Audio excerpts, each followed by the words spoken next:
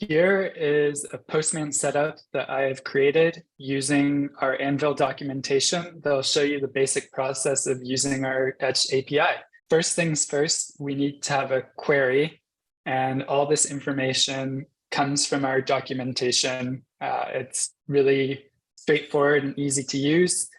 The more difficult part is determining what those query variables are.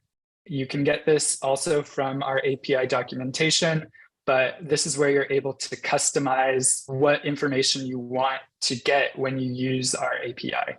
First things first, you'll see that we have signature, subject, and body. These are customizable pieces that you can change for every email that you want to have sent out. Another important thing to notice is the file that we are using. Right now, I'm just using a sample template ID that I've already created on my Anvil account, and I get its EID number directly from my Anvil account. I can change this to whatever template that I want to use. If I have multiple different files, I can even have multiple files within here, all that get signed by a different person. So here, right now, I just have a single signer with one email address, but it is possible to have more. And under the fields, I choose which files get signed by which person. So it allows me to easily customize who signs what pieces of information that I'm sending out.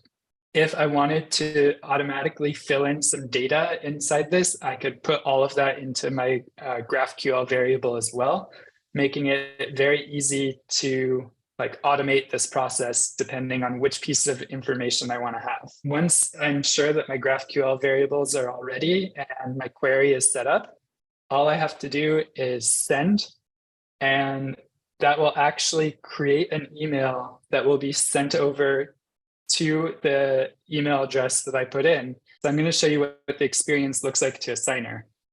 And this is what the experience looks like to someone who's actually doing the signing.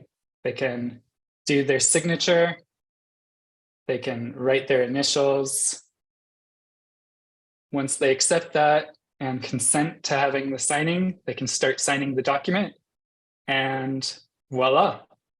Once they sign that document, they will get an email of it, and they also have the option to download all the information right here. So it's a very simple process for the signer created by our API.